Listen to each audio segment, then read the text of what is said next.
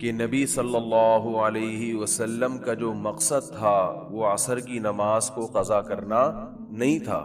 عصر کی نماز کو قضا کرنا مقصد نہیں تھا، کیونکہ آپ صلی اللہ علیہ وسلم کو علم تھوڑی تھا کہ نماز راستے میں قضا ہو جائے گی.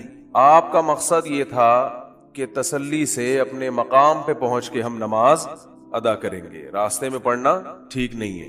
لہذا ہم نماز اب پڑھیں گے، کیونکہ نماز قضا کرنے کی اجازت نہیں ہے. اور حافظوا علی الصلوات والصلاۃ الوسطی، اللہ تعالیٰ کا ارشاد ہے نمازوں کی حفاظت کرو، خصوصاً درمیانی نماز کی. درمیانی نماز کون سی ہے؟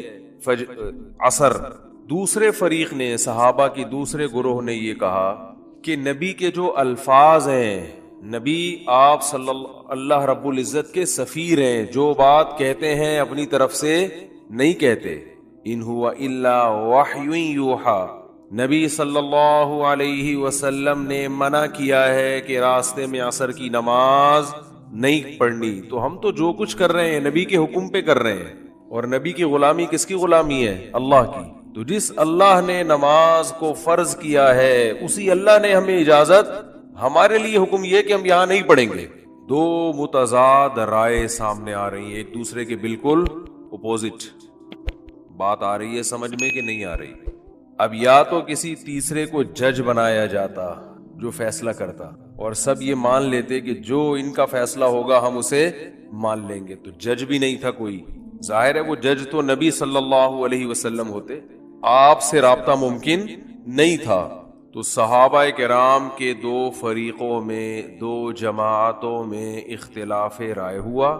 اب ایسا نہیں ہوا کہ انہوں نے تلواریں نکال کے لڑنا شروع کر دیا، کوئی القابات سے نوازنا شروع کر دیا ایک دوسرے کو، بلکہ انہوں نے جس کی جو رائے تھی اس نے اس رائے پر عمل کیا. بعض حضرات کی رائے یہ تھی کہ نماز پڑھنی ضروری ہے، نبی کی حدیث کی انہوں نے تعویل کی ہے.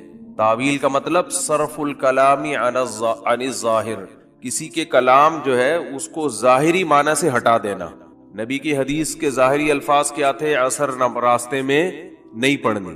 تو دوسرے دلائل کے پیش نظر، کیونکہ قرآن میں عصر کی خصوصی تاکید ہے، اس آیت کے پیش نظر اور نبی کے عام معمول کے پیش نظر کہ آپ نے نماز کبھی قضا نہیں کی ہے، اس معمول کے پیش نظر انہوں نے حدیث کے اس ظاہری الفاظ کو، بولو بھائی، پھیر دیا. سمجھ رہے ہو؟ ہٹا دیا اپنے ظاہر سے کہ یہاں یہ جو نبی نے حکم دیا کہ راستے میں عصر کی نماز نہیں پڑھنی، یہ اس صورت میں تھا. یہ شرط بڑھا دی انہوں نے کہ بشرطے کہ نماز قضا ہونے کا خطرہ نہ ہو.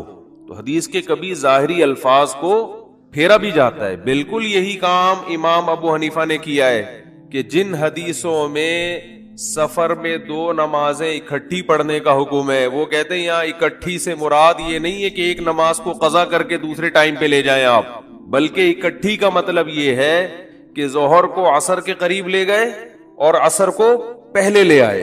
ادھر ظہر پڑی، سلام پھیرنے کے بعد تھوڑا سا توقف کیا، ظہر کا وقت قضا ہوا، ساتھ ہی فوراً عصر پڑھ لی. ادھر مغرب پڑی، مغرب کا سلام پھیرا ہے کہ مغرب کو بالکل اینڈ تک لے گئے، جیسے ہی سلام پھیرا ہے مغرب کا وقت ختم اور فوراً عشاء کی نماز کا ٹائم شروع اور فوراً عشاء پڑھ لی. سوائے حج کے کہ عرفات میں مغرب کی نماز نہیں پڑھی جاتی، وہ مزدلفہ میں جا کے قضا کی جاتی ہے. تو وہ کہتے ہیں کہ حج میں تو حقیقت میں جمع کیا گیا ہے، سفر میں حقیقت میں جمع نہیں. جمع سوری کہتے ہیں کہ سورتن دیکھنے میں ایسا لگ رہا ہے کہ ایک نماز دوسرے ٹائم پہ پڑھی ہے، حقیقت میں نہیں ہے، اور اس پر دلائل ہیں. تو یہ مسئلہ بھی اختلافی ہے. ابھی میرا مقصد یہ مسئلے کو بیان کرنا نہیں ہے، صرف یہ بیان کرنا ہے کہ آپ بخاری اور مسلم کی ایک حدیث دیکھ لی آپ نے اور تمام مجتہدین سے بدگمان ہونا شروع ہو گئے. تو امام ابو حنیفہ رحمہ اللہ نے اس حدیث کو اپنے ظاہر پر نہیں رکھا، اور اس لیے بھی نہیں رکھا کہ اگر اس حدیث کو اپنے ظاہر پر رکھیں کہ جس میں آتا ہے کہ نبی نے دو نمازیں سفر میں اکٹھی پڑھی ہیں، اپنے ظاہری معنی پر رکھیں کہ ایک نماز کو گویا قضا کیا ہے، تو پھر بخاری اور مسلم کی حدیث میں یہ بات بھی ہے کہ نبی نے بغیر کسی عذر کے بھی مدینہ میں دو نمازیں اکٹھی پڑھی ہیں، حالانکہ اس کا کوئی بھی قائل، بولو نا کیا ہو گیا بھائی، نہیں ہے. پھر تو بغیر عذر کے بھی یہ عمل جائز ہو جائے گا. جیسے کہ شیعہ حضرات کرتے ہیں. لیکن اس پر پھر اشکال یہ ہوگا کہ اگر بغیر عذر کے بھی 2 نمازیں آپ اکٹھی پڑھ سکتے ہیں، اکٹھی کا مطلب کہ ایک نماز کو قضا کر کے دوسرے ٹائم پر پڑھ لیں، تو پھر یہ جو 5 نمازوں کے 5 اوقات بیان کیے گئے ہیں اور ان کی تاکید کی گئی ہے اور حفاظت کا حکم دیا گیا ہے، پھر یہ تمام دلائل کالعدم ہو جاتے ہیں. بہت مشکل ہے بات سمجھانا. ان الصلاۃ کانت علی المؤمنین کتابا موقوتا، بے شک نماز مومنین پر مقررہ اوقات میں فرض ہے. تو اس سے 5 نمازیں مراد ہیں. تو میرا مقصد ابھی 2 نمازیں اکٹھی کرنے کا مسئلہ بیان کرنا نہیں ہے. میرا مقصد یہ ہے کہ یہ جو دور ہے صرف حدیثوں کے نمبر، کتاب کا صفحہ، اس سے لوگ متاثر ہوتے ہیں. علم عمق اور گہرائی ختم. تو آپ کو کسی بھی فقیہ سے، کسی بھی مجتہد سے بدگمان ہونے کی اجازت، بولتے کیوں نہیں بھائی، نہیں ہے. ہر ایک کا اپنا ایک سوچنے کا انداز ہوتا ہے. اور امام ابو حنیفہ کا جو اصول ہے رحمہ اللہ تعالی، وہ سب سے پہلے قرآن کو فوکس کرتے ہیں. قرآن، حدیث اگر قرآن کے خلاف ہوگی اس میں تعویل کرتے ہیں. وہ کہتے ہیں قرآن میں اقیم الصلاۃ لدلوک الشمس الی غسق اللیل، اسی طرح ہے ان الصلاۃ کانت علی المؤمنین کتابا موقوتا، نمازیں مقررہ اوقات میں فرض ہے. اور یہ سفر میں بھی ہیں اور حضر میں بھی ہیں، دونوں میں ہے. ہر نماز کا ایک متعین وقت ہے، ایک وقت دوسرے وقت میں داخل نہیں ہو سکتا. اور اس پر عبداللہ ابن مسعود رضی اللہ تعالی عنہ جو نبی کے سفر اور حضر کے ساتھی، ان کی صحیح حدیث بھی موجود ہے کہ نبی صلی اللہ علیہ وسلم نے کبھی بھی حج اور حج کے علاوہ کبھی بھی 2 نمازوں کو اکٹھا نہیں پڑھا ہے.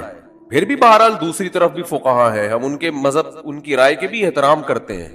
اگر کوئی امام شافعی کے فقہ کو مکمل فالو کرتا ہے، اس کے لیے امام شافعی کی تقلید میں وہ یہ کام کر رہا ہے، وہ کہتا ہے میں کم علم ہوں، ان کا علم مجھ سے زیادہ ہے.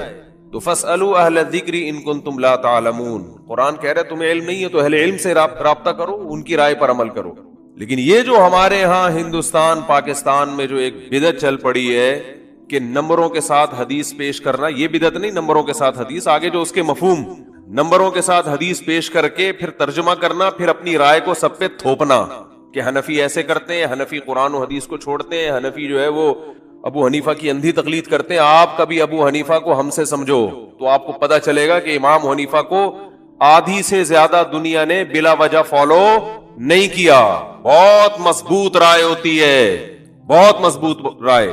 تو بڑے بڑے محدثین ہیں جو امام ابو حنیفہ کو فالو کیا کرتے تھے، ان کی تقلید کیا کرتے تھے. ان سے جب پوچھا جاتا کہ آپ خود اتنے بڑے محدث ہیں اور آپ ابو حنیفہ کی رائے پر عمل کرتے ہیں، وہ کہتے ہیں ما سمعنا رأیا احسن من رأی ابی حنیفہ، ہم نے ابو حنیفہ کی رائے سے بہتر رائے نہیں دیکھی. بہت معتدل، ہر طرف سے دلائل میں غور و فکر کر کے. تو خیر بات یہ چل رہی تھی کہ رسول اللہ صلی اللہ علیہ وسلم نے اس فریق کو حکم دیا کہ بنو قریظہ پہنچنے سے پہلے عصر کی نماز، بولو بھائی، نہیں پڑھنی. اب یہ 2 نمازوں کے اکٹھا ہونے کا مسئلہ آ ہی گیا تو ایک اور چھوٹی سی بات بتا کے بس آگے چلتا ہوں کہ 2 نمازیں جو فقہا یہ بھی جائز بھی کہتے ہیں نا، سفر میں دونوں کو ایک کو دوسرے وقت میں داخل کر کے پڑھا جائے، جو جائز بھی کہتے ہیں، جیسے امام شافعی، امام احمد بن حنبل کی رائے یہی ہے کہ جائز ہے، تو وہ بھی اس کو ثواب کا کام نہیں سمجھتے، گنجائش دیتے ہیں، گنجائش. ان کے ہاں بھی اصل سنت اور افضل عمل یہی ہے کہ ہر نماز اپنے ٹائم پہ سفر میں بھی پڑھی جائے. اور یہ کیونکہ علامہ ابن قیم رحمہ اللہ نے لکھا ہے کہ یہ کام جو سفر میں 2 نمازیں اکٹھی پڑھنا، نبی نے یہ عمل متواتر سنت نہیں ہے، بہت کم ہوا ہے، یہ بہت شدید عذر میں یہ کیا ہے آپ صلی اللہ علیہ وسلم نے. جبکہ ہم اپنے اہل حدیث بھائیوں کو دیکھتے ہیں کہ وہ جب بھی سفر کر رہے ہوتے ہیں 2 نمازیں اکٹھی پڑھ رہے ہوتے ہیں. تو یہ خود نبی کے عمل کے خلاف ہے، بہت کم ہوا ہے، یہ عام معمول نہیں تھا. جبکہ سفر میں 4 کی 2 پڑھنا یہ نبی نے ہمیشہ پڑھی ہے. ایک حدیث بھی ہمارے سامنے ایسی نہیں ہے کہ نبی صلی اللہ علیہ وسلم نے سفر میں قصر نہ کی ہو، آپ نے 4 رکعتوں کو پورا 4 پڑھا ہو. ایک بے غبار روایت بھی، سری روایت بھی ہمارے پاس موجود نہیں ہے. تو سفر میں 4 کی 2 پڑھنا تو سنت متواترہ ہے، لیکن 2 نمازوں کو جمع کرنا یہ افضل نہیں ہے. افضل یہی ہے کہ اس میں آپ ہر نماز اپنے ٹائم پہ پڑھیں.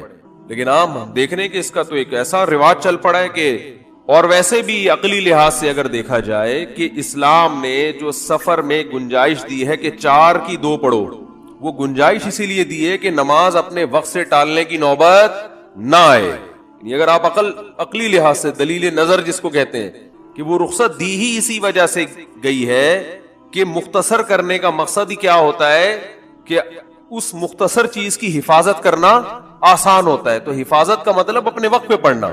خیر اختلافی مسئلہ ہے, ہم اختلافی مسائل میں شدت کے قائل نہیں ہیں. ہمارا مقصد ان لوگوں پہ رد کرنا ہے جو ایک رائے کو سمجھتے ہیں کہ بس 100% یہی درست ہے, اس کے علاوہ سب کیا کر رہے ہیں. آدھی امت جو تھی وہ معاذ اللہ وہ بے وقوف تھی. تو نبی صلی اللہ علیہ وسلم نے صحابہ کو حکم دیا کہ بنو قریظہ پہنچنے سے پہلے عصر کی نماز نہیں پڑھنی. بعض نے پڑھی اور بعض نے نہیں پڑھی. جنہوں نے پڑھی انہوں نے نبی کی حدیث کے ظاہری الفاظ کو فالو کیا, سمجھ رہے, دوسرے دلائل کو نہیں دیکھا. انہوں نے کہا یہ خود ایک مستقل دلیل ہے کہ ہم نے نہیں پڑھنی, بس نبی کا حکم ہے. جنہوں نے پڑھی انہوں نے نبی کے ان الفاظ کو دوسرے دلائل سے تقابل کیا اور ان الفاظ میں تعویل کی. تعویل کا مطلب ایک شرط کا اضافہ کر دیا کہ نبی کا جو یہ حکم تھا کہ بنو قریظہ پہنچنے سے پہلے عصر نہیں پڑھنی, یہ حکم اس صورت میں تھا کہ نماز قضا نہ ہو, اپنے وقت پہ پڑھنے کا ٹائم بھی مل جائے, لہذا ہم نماز پڑھیں گے اگرچہ نبی کے حدیث کے بظاہر خلاف ہی کیوں نہ ہو. یہ دونوں فریق جب نبی صلی اللہ علیہ وسلم کی خدمت میں حاضر ہوئے سفر سے واپسی پہ, تو آپ نے کسی کو بھی ملامت بولتے کیوں نہیں بھائی نہیں کی. اب جو میں اصل بات سمجھانا چاہ رہا ہوں اس کو کھوپڑی میں بٹھانا چاہیے ہم سب کو. دیکھو اس سے بڑا اختلاف اسلام میں ہو نہیں سکتا, کیونکہ اسلام میں سب سے اہم ترین حکم کیا ہے, نماز. اس سے بڑا اختلاف ہو سکتا ہے کیونکہ توحید کے بعد سب سے پہلا حکم اور سب سے اہم حکم جس کے بارے میں قبر میں سب سے پہلے سوال ہوگا وہ کیا ہے, نماز. حضرت عمر بن عبدالعزیز کا مشہور مقولہ ہے, ان اہم امورکم عندی الصلاۃ من حفظها فهو لما سواها احفظ ومن ضيعها فهو لما سواها اضيع. کہ انہوں نے اپنے عمال کو خط لکھا تھا, جو حکومت کے سرکاری ملازم تھے نا, ان سب کو خط بھیجا تھا کہ میری نظر میں سب سے اہم ترین چیز نماز ہے, جو اس کی حفاظت کرے گا وہ باقی احکام کی بھی حفاظت کرے گا, جو اس کو ضائع کرے گا تو باقی احکام کو اس سے بھی زیادہ ضائع کرے گا. وہ دیکھیں باپ نے ایک بات بہت تاکید سے آپ کو کہی ہو, بہت زیادہ وصیتیں کی ہوں کہ یہ کام کرنا ہے, یہ لازمی کرنا ہے, یہ لازمی کرنا ہے, آپ نے وہی نہیں کیا, تو لوگ کہیں گے باقی تو چھوٹے موٹے حکام ہیں وہ تو ویسے ہی, اب تو وہ تو اس پر تو ویسے بھی عمل نہیں کرے گا. جب اتنی اہم حکم کو توڑ دیا تو اس سے چھوٹے حکم کو تو توڑنا اور آسان ہوتا ہے نا. تو حضرت عمر بن عبدالعزیز نے کیا فرمایا کہ جو نماز چھوڑے گا تو اسلام کے باقی حکام کی وہ دھجیاں اس سے زیادہ اڑائے گا. وراثت تو بہت دور کی چیز ہے, بہنوں کو وراثت دینا اور باقی برائیوں سے بچنا, وہ سب سے اہم تو یہ ہے. تو اب آپ بتاؤ اسلام میں سب سے اہم حکم توحید کے بعد کیا ہے, یعنی اسلام لانے کے بعد نماز ہے. اور صحابہ کا اختلاف جو ہوا کس مسئلے میں ہوا, نماز کے مسئلے میں. پھر نماز میں اختلاف میں بھی سب سے اہم اختلاف نماز پڑھنا یا نہ پڑھنا ہے, کیونکہ نماز کے طریقوں میں اختلاف یہ کم درجے کا ہے. پڑھ تو رہا ہے نا کہ رفع الیدین سے پڑھنا ہے یا رفع الیدین کے بغیر پڑھنا ہے, زور سے آمین کہنا ہے کہ آہستہ آمین کہنا ہے, ٹانگیں چوڑی کرنی ہے کہ پتلی کرنی ہے, ہاتھ یہاں باندھنے ہیں کہ یہاں باندھنے ہیں. یہ کم درجے کا اختلاف ہے. ایک اختلاف یہ ہے کہ رکعتوں میں اختلاف ہو جائے کہ 4 پڑھنی ہے کہ 2 پڑھنی ہے, یہ تھوڑا اور بڑا اختلاف ہے. اور ایک اختلاف یہ کہ اس پہ ہو جائے کہ پڑھنی ہے کہ نہیں پڑھنی, یہ اس سے بھی زیادہ بولتے کیوں نہیں بھائی. یہ ٹیکنیکل پوائنٹ ہیں, ان کو یہ کتابوں میں نہیں ملیں گے آپ کو, ان کو نوٹ کر لیا کریں. نماز پڑھنی ہے کہ نہیں پڑھنی, سرے سے عدم اور وجود میں اختلاف ہو رہا ہے. ہمارے تو اس سے کم درجے کے پھڈے ہیں. ہمارے جو جھگڑے ہیں نا, ہم تو یوں کرنا ہے کہ نہیں کرنا ہے. پھر جو کہتے ہیں یوں کرنا ہے وہ کہتے ہیں نہیں بھی کرو تو ہو جائے گی بہرحال, لیکن کر لو. ہم کہتے ہیں بھائی نہ کرنا بہتر ہے. نبی کی آخری نماز کیا تھی, نہ کرنے والی. دلائل دونوں طرف ہیں, اختلافی مسئلہ ہے, اس میں کسی ایک طرف شدت جائز نہیں ہے. ہمارے پاس اپنے دلائل ہیں, زور سے آمین ہے, آہستہ آمین ہے, ٹانگیں چوڑی ہیں, پتلی ہیں. یہ بہت کم درجے کا اختلاف ہے. بڑا اختلاف یہ تھا کہ پڑھنی بھی ہے کہ نہیں پڑھنی.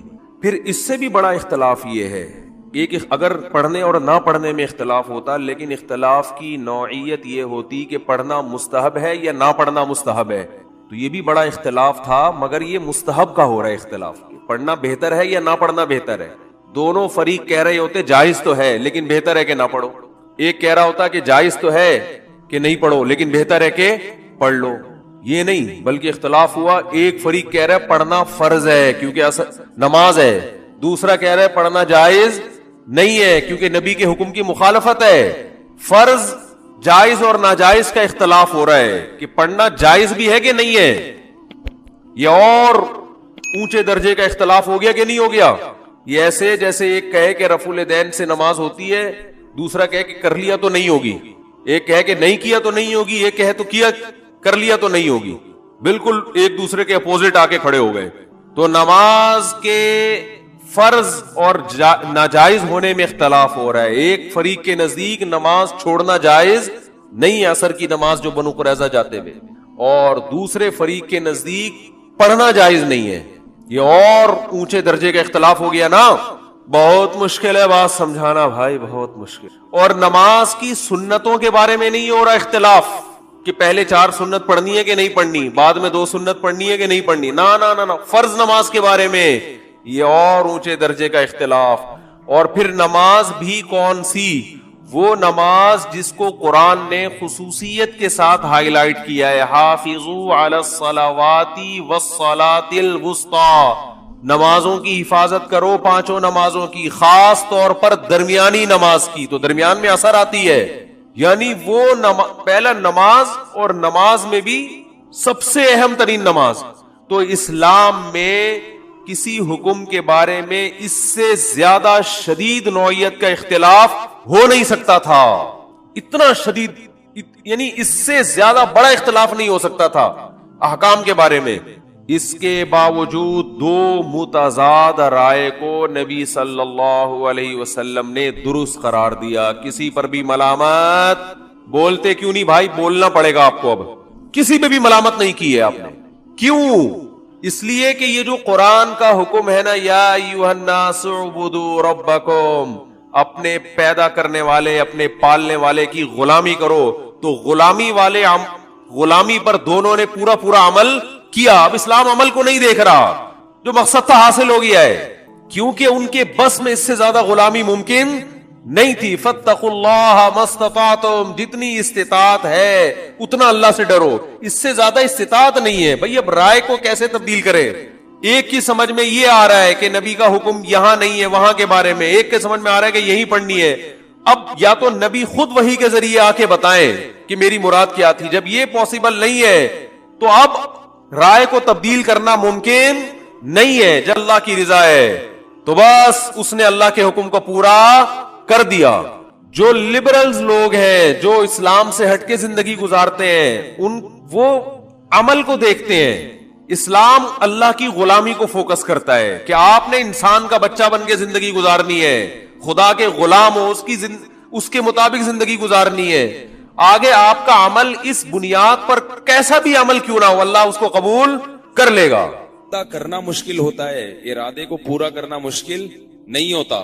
اس وقت ارادہ کرنا جب موقع ہو، اس وقت ارادہ کرنا مشکل ہے کہ اٹھنا مشکل ہے، لیکن اس کی تکمیل مشکل نہیں ہوتی. جب آ گئے نا تو آ گئے، بلکہ پھر تو مزہ آنا شروع ہو جاتا ہے نماز میں. تو دیکھو میں ایک واقعہ سناتا ہوں.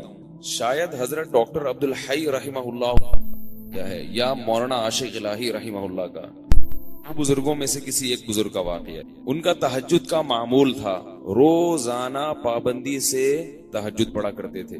ایک دن بیمار بھی تھے، تھکاوٹ بھی تھی، تو فرماتے ہیں کہ بیماری اور تھکاوٹ کی وجہ سے تہجد میں جب آنکھ کھلی تو اٹھنے کا دل نہیں چاہا. اب یہ پورا واقعہ ذرا غور سے سنو اور اپنے اوپر فٹ کرو. اچھا، ان کا تہجد کا پروگرام ہوتا تھا تو غالباً مصلی پہلے سے رات کو بچھا کے رکھتے تھے، ورنہ شیطان نے یہ ورغلاتا ہے، ابھی اٹھو گے، پھر جا کے مصلی تلاش کرو گے، پھر یہ تو یہ سارے انتظامات پہلے سے کر کے رکھا کرو. تو وہ انہوں نے کہا کہ سستی ہو رہی ہے، اٹھا نہیں جا رہا، نیند بھی آ رہی ہے، کیا کریں؟ اب شیطان کا مقابلہ شروع. شیطان با مقابلہ انسان. کیا خیال ہے؟ اور یہ مقابلہ انسانوں کے ساتھ ہی ہوتا ہے. جو شیطان جیسے شیطان ہوتے ہیں نا، ان سے شیطان کو مقابلے کی ضرورت نہیں ہوتی. کہتے ہیں ویسے ہی پڑا ہوا ہے، میرے کہے بغیر ہی پڑا ہوا ہے. کیا خیال ہے؟ میرے کہے بغیر ہی پڑا ہوا ہے تو مجھے پڑے ہوئے کو اٹھانے کی چنداں ضرورت نہیں ہے. تو اب شیطان نے کیا کیا کہ بھائی سو جا. حدیث میں آتا ہے شیطان تھپکی دیتا ہے سو جا بھائی بہت لمبی رات ہے. تو فرماتے ہیں کہ میں اب شیطان سے مقابلہ کیسے کروں, نفس سستی ہے. تو میں نے نفس کو سمجھانا شروع کر دیا اور شیطان کو ٹوپی کرانا شروع. یہ ٹوپی کے میرے الفاظ ہیں ان کے نہیں ہیں. شیطان کو کیا شروع کر دی, ٹوپی کرانا. جیسے شیطان بھی ٹوپی کراتا ہے, پتہ ہے آپ کو شیطان پتہ ہے کیسے ٹوپی کراتا ہے. شیطان کہتے ہیں صرف ایک دن تو ناغہ کروا رہا ہوں تو اس سے روزانہ تو پڑتا ہے نا. یہ ٹوپیاں ہیں کہ بھائی جب ایک دن چھوڑو گے تو پھر اگلے دن بھی چھوڑو گے. سستی ایک دفعہ ہو گئی تو ہونا شروع. پھر شیطان یہ بھی ٹوپی کراتا ہے, کوئی فرض تھوڑی ہے تہجد. تو آج سنتیں چھڑوا رہا ہے, کل فرض چھڑوائے گا. فرض کیسے چھڑوائے گا, بولے گا چھوڑ دے توبہ کر لینا. توبہ تو قبول ہو جاتی ہے نا بھائی, کتنا بڑا گناہ ہو جائے توبہ تو قبول ہو جاتی ہے. تو یہ ہوتے ہوتے وہ آگے بڑھتا ہے, پھر جہنم میں پہنچائے بغیر وہ اطمینان سے نہیں بیٹھتا. تو جیسے شیطان ٹوپی کراتا ہے آپ بھی شیطان کو ٹوپی کراؤ. تو انہوں نے شیطان کو کیسے ٹوپی کرائی, انہوں نے شیطان کو ایسے ٹوپی کرائی کہ شیطان نے کہا سو جا سو جا بھائی سو جا. انہوں نے کہا بس اٹھ کے بیٹھ رہا ہوں اور کچھ بھی نہیں کر رہا. بھائی لیٹا ہوا آدمی اٹھ کے بیٹھ جائے تو یہ تو کوئی مشکل نہیں ہے نا. بھائی بیٹھوں گا دوبارہ سو جاؤں گا, تھوڑی دیر بیٹھوں گا بس. کہہ رہے ہیں اٹھ کے بیٹھ گیا. بیٹھنا اتنا مشکل نہیں ہوتا سوتے ہوئے. آپ اس کو بتایا جائے نا 2 منٹ بیٹھو پھر لیٹ جانا, کہتے چلو نیند میں آ کے یوں کر کے اٹھے گا بیٹھے گا. اب جب بیٹھے ہیں تو شیطان کہہ رہے لیٹ جاؤ, تم نے تو کہا تھا میں صرف بیٹھوں گا. ظاہر جب اٹھ کے بیٹھتا ہے لیٹا ہوا آدمی تو سستی میں کچھ تو کمی آتی ہے نا. جو لیٹے ہوئے انسان کی پوزیشن ہوتی ہے سوتے ہوئے میں وہ بیٹھے ہوئے کی نہیں ہوتی, اس کو کچھ سستی میں کمی آتی ہے. اب جب اٹھ کے بیٹھے ہیں تو شیطان کہہ رہے لیٹ جاؤ. یہ کہہ رہے ہیں ایسا ہے کہ صرف کھڑا ہو جاتا ہے, بیٹھے رہے تھوڑی دیر آنکھیں واکھیں ملی بھائی کھڑا ہو جاتا ہے, یا یہ واش روم میں چلا جاتا ہوں. تو شیطان کو اپنے نفس کو یوں بہکایا, ٹوپی کرائی کہ میں صرف واش روم میں جاؤں گا اور وہی استنجا وغیرہ قضائے حاجت یا پیشاب وغیرہ جو بھی ہے کر کے واپس آ کے کیا خیال ہے اس میں کیا. تو نفس جو ہے نا اس کے لیے آمادہ ہو جاتا ہے, چلو اتنا تو چلتا ہے. اگر لیٹے ہوئے یہ سوچتے نا کہ پیشاب کر کے آؤں گا تو پھر مشکل ہوتا. بیٹھے ہوئے آدمی کے لیے سوچنا آسان. تو کہہ رہے میں اٹھ کے گیا واش روم میں, واش روم میں جو بھی پیشاب وغیرہ فرمایا کیا ہے. تو شیطان نے کہا واپس. وضو خانہ ساتھ ہی تھا, میں نے کہا وضو کر کے لیٹ جاؤں گا بس, ٹھیک ہے تھوڑا سا منہ دھو لیتا ہوں, چھپکے مار دیتا ہوں. یہ واقعہ میں اپنے الفاظ میں بیان کر رہا ہوں, ٹھیک ہے نا, تاکہ آپ لوگ بالکل اس کے مطابق چلیں اور آپ کو یہ احساس ہو کہ ایسے ہمارے اکابر نے کیا, بزرگوں نے کیا. تو اس طرح کرنے سے کیا ہوتا ہے, وہی ہوتا ہے جو ان کے ساتھ ہوا, تہجد کی پابندی ہو گئی. تو اب کیا ہے, کہتے ہیں کہ میں گیا اور پانی کے چھپکے مارے اور پورا وضو کر لیا جلدی سے. وضو کے بعد بھی شیطان کیا کہہ رہے ہیں, آ جا لیٹ جا بستر پہ. کہہ رہے میں بستر کی طرف جاتے جاتے مصلے کی طرف گیا, جلدی سے نیت باندھ لی. اللہ ہو جلدی سے کیا کیا, کیونکہ نیت باندھنے سے پہلے سوچو گے تو شیطان واپس لے جائے گا.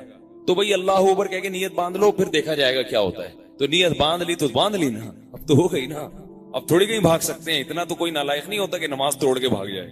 تو یہ ٹرک ہوتی ہیں سستی کو دور کرنے کی.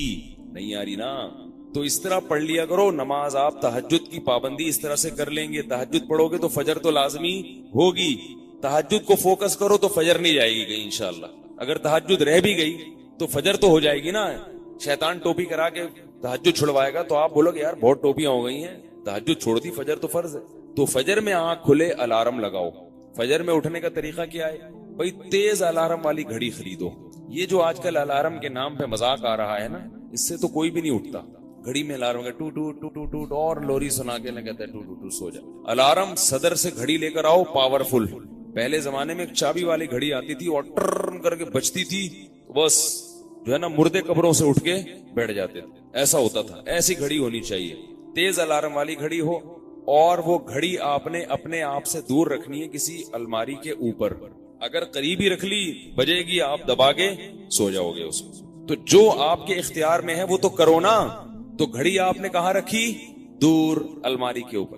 اب جب رات کو وہ گھڑی بجے گی, اتنی زور سے بجے گی وہ کہ سب پریشان ہونا شروع ہوں گے, تو آپ بھاگے بھاگے جاؤ گے اور اس گھڑی کو بند کرو گے. تو کچھ سستی آپ کی دور ہو چکی ہوگی. پھر واپس بستر کی طرف آنے کے بجائے واش روم چلے جاؤ, وہی پھر ٹوپیاں شروع. شیطان کیا کہ سوچے, بولے یار جانے دو یار تھوڑا سا. وہاں گئے, اگر پیشاب کی حاجت ہے تو کر لو, نہیں ہے تو آپ پھر بولو کہ یار سر منہ پہ تھوڑا سا چھپکا مار لیتا ہوں, چھپکا مار کے سو جاؤں گا دوبارہ.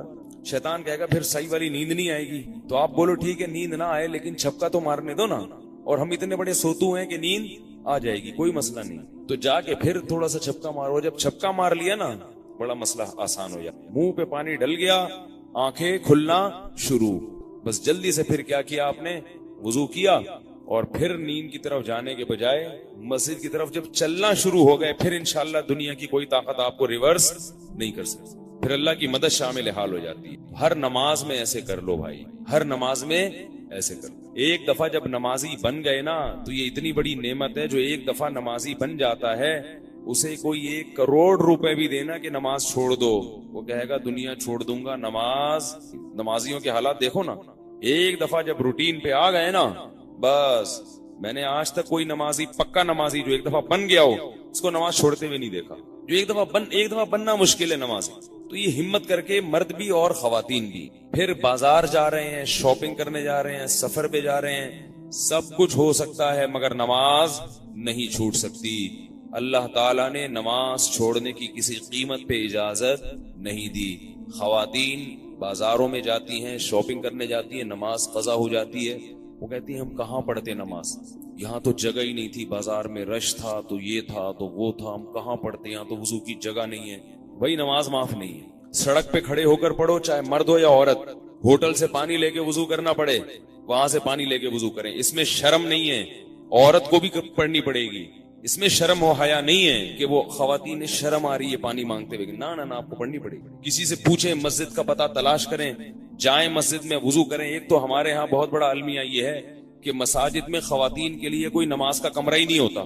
وہی جماعت میں شریک نہیں ہوئی تو ویسے تو نماز کے لیے کوئی چلتی پھرتی کوئی خاتون ہو سکتی ہے نا, جن کو نماز کا ٹائم ہو جائے اور جگہ نہ ہو, تو ان کو جگہ تو دو کم از کم. ہے ہی نہیں انتظام کہیں بھی, اس وجہ سے وہ نمازیں چھوڑ دیتی. پوری دنیا میں ایسا ہوتا ہے کہ خواتین کے لیے الگ کمرے ہوتے ہیں مسجدوں میں. کہیں کوئی بھولی بھٹکی خاتون کہیں سے گزر رہی اور نماز کا ٹائم ہو گیا تو وہاں آرام سے نماز پڑھ سکے. وضو کی جگہ بھی ہوتی ہے, نماز کی جگہ بھی ہوتی ہے. تو مسجدوں والوں کو یہ سب چیزیں بنانی چاہیے. جب تک نہیں بنتی تو عورت کو لازمی ہے کہ وہ وضو خانے میں جائے اور وضو کرے. اب وہ یہ کہتی ہیں کہ یہ مردانہ وضو خانے میں ہم وضو کیسے کریں, کرنا پڑے گا کیونکہ پردے کا حکم بعد میں ہے, نماز کا حکم بولو نا بھائی پہلے ہے. پردہ بعد میں, پردے کی اتنی اہمیت نہیں جتنی نماز کی. وہ پڑھنی پڑے گی آپ ہر قیمت, وہ معاف نہیں. ٹرین میں سفر کر رہے ہیں, پڑھنی پڑے گی. اور فرض نماز کھڑے ہو کر ہوتی ہے, بیٹھ کر نہیں ہوتی.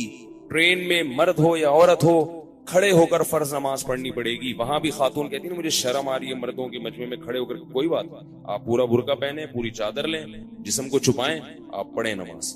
فرض نماز کھڑے ہو کر پڑھنی.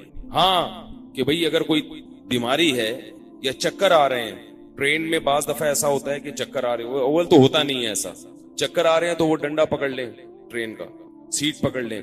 ہاتھ باندھنا فرض نہیں ہے. امام مالک رحمہ اللہ کا تو مذہب ہے ہاتھ چھوڑ کے نماز پڑھنی چاہیے. تو آپ ہاتھ باندھنا کوئی فرض نہیں, کوئی بھی چیز پکڑ لیں, اس سے پکڑ کے کھڑے ہو. تو قیام فرض ہے. تو یہ سب کچھ ہو جاتا ہے جب انسان کرنا چاہے, اور نہیں کرنا چاہے تو باتیں کرتا رہتا ہے بیٹھ کے, ہاں یہ نہیں ہو سکتا, یوں نہیں ہو سکتا, یہ ایسے. جہاز میں بھی نماز پڑھنی پڑے گی, ٹرین میں بھی نماز پڑھنی پڑے گی. اللہ تعالیٰ نے اگر نماز کی کسی صورت میں چھوڑنے کی اجازت دی ہوتی نا تو میدان جنگ میں دی ہوتی. کہاں دی ہوتی؟ میدان جنگ. تیر چل رہے ہیں, گولیاں چل رہی ہیں, وہاں اللہ کہتے چھوڑ دو. اللہ نے کہا نہیں چھوڑ سکتا. کہا اگر گھوڑے سے اتر کے پڑھنا ممکن نہیں ہے, مر جاؤ گے تو گھوڑے پہ بیٹھ کے پڑھو. اگر قبلے کی طرف رخ کرنا ممکن نہیں ہے, گھوڑے پر ادھر کرو گے تو ادھر سے تیر آئے گا, تو پھر جدھر گھوڑے کا رخ ہے ادھر کر لو. ٹرین میں تو قبلے کی طرف رخ کرنا ممکن ہوتا ہے. آپ کھڑکی سے دیکھیں ٹرین کی تو آپ کو مسجدیں نظر آتی ہیں, اس سے قبلہ پتہ چل جاتا ہے. بعض لوگ کہتے ہیں اللہ نے میدان جنگ میں بھی تو اجازت دی ہے, جہاں چاہے منہ کر کے نماز پڑھ لو. تو وہ اس لیے دی ہے کہ ادھر قبلہ تلاش کرو گے تو پیچھے سے گولی آئے گی. ٹرین میں ایسا نہیں ہوتا قبلہ تلاش کر رہے ہیں تو پیچھے سے تیر آگے لگ جائے آپ کے. سمجھ رہے ہو, ایسا کوئی کہانی ٹرین میں نہیں ہوتی. تو ہاں نوافل میں آپ کو اجازت ہے. تو فرض نماز آپ کھڑے ہو کر پڑھیں, اور اگر کھڑے ہو کر پڑھنے کی جگہ یعنی پڑھ نہیں سکتے, گر جائیں گے آپ, چکر آ رہی ہے, کوئی بیماری ہے, تو پھر بیٹھ کر پڑھیں, معاف نہیں ہے. تو اللہ نے کیا فرمایا, نماز میدان جہاد میں بھی نماز معاف نہیں ہے, اور اس کی وجہ اللہ نے بیان کی, ان الصلاۃ کانت علی المؤمنین کتابا موقوتا. نماز ایمان والوں پر مقررہ اوقات میں فرض ہے, اپنی مرضی سے فرض نہیں ہے. لوگ کہتے ہیں نا قضا پڑھ لیں گے, اللہ فرماتے نماز صرف فرض نہیں ہے, مقررہ اوقات میں فرض ہے, مقررہ وقت میں فرض ہے. اسی سے ایک اور مسئلہ بھی بتا دوں.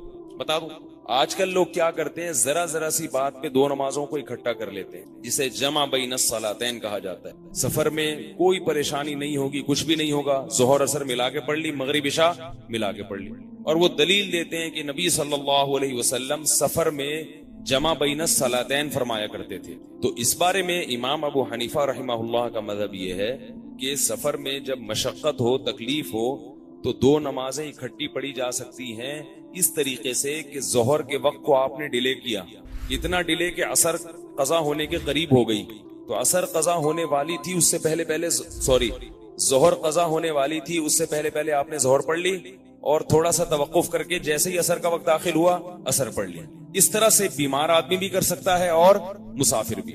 اسی طرح مغرب کو ڈیلے کیا، جب قضا ہونے کے قریب ہو گئی تو مغرب پڑھی، اور جیسے ہی نماز قضا ہوئی ہے، نماز کا وقت ختم ہوا ہے تو عشاء پڑھ لی۔ سمجھ میں آ رہی ہے بات؟ اور اس پر مضبوط دلائل ہیں، اس لیے کہ عبداللہ ابن مسعود رضی اللہ تعالی عنہ فرماتے ہیں کہ رسول اللہ صلی اللہ علیہ وسلم نے کبھی بھی دو نمازوں کو ایک وقت میں نہیں پڑھا ہے، اور عبداللہ ابن مسعود نبی کے سفر اور حضر کے ساتھی۔ تو امام شافعی اور امام احمد ابن حنبل کا مذہب تو یہ کہ اکٹھی پڑھ سکتے ہیں، لیکن امام حنیفہ کا یہ مذہب نہیں ہے، اور اس کی سب سے مضبوط دلیل قرآن مجید کی آیت ہے ان الصلاۃ کانت علی المؤمنین کتابا موقوتا۔ یہ آیت سفر اور حضر دونوں کے بارے میں کہ نماز مقررہ اوقات پہ فرض کی گئی۔ سمجھ میں آ رہی ہے بات کہ نہیں آ رہی؟ اور ایک اور دلیل یہ ہے کہ صحیح مسلم کی حدیث ہے کہ رسول اللہ صلی اللہ علیہ وسلم نے بغیر کسی سفر کے، بغیر مطر یعنی بارش کے، بغیر کسی عذر کے مدینہ میں دو نمازیں اکٹھی پڑھی ہیں، اور اس کی دلیل یہ بیان کی گئی ہے تاکہ امت پہ حرج واقع نہ ہو۔ تو ہم یہ کہتے ہیں کہ جیسے اس کا تو کوئی بھی قائل نہیں ہے کہ بغیر وجہ کے دو نمازیں اکٹھی پڑھی جائیں، کیا خیال ہے بھائی؟ سفر یا بیماری کی قید سب لگاتے ہیں، جبکہ مسلم کی حدیث میں کیا ہے؟ بغیر کسی عذر کے۔ تو وہاں سب مطلب بیان کرتے ہیں کہ اکٹھی کا مطلب یہ نہیں ہے کہ قضا کر دی، بلکہ اکٹھی کا مطلب ہے کہ ظہر کو مؤخر کیا اور عصر کو مقدم کیا۔ تو جیسے وہاں جمع کا یہ مطلب ہے تو یہاں بھی جمع کا یہی مطلب ہے۔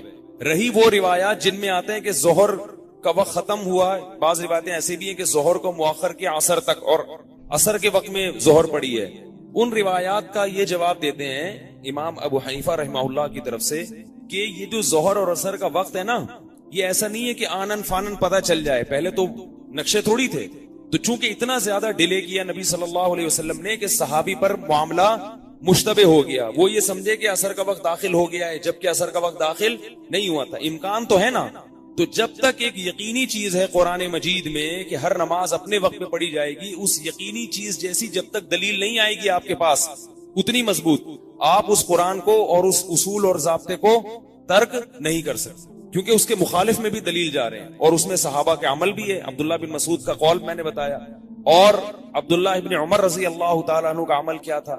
ان کے پاس خط آیا، ان کی بیوی نے خط بھیجا کہ میں بیمار ہوں، آپ سفر سے واپس آئیں، تو وہ بہت جلدی واپس آئے ہیں۔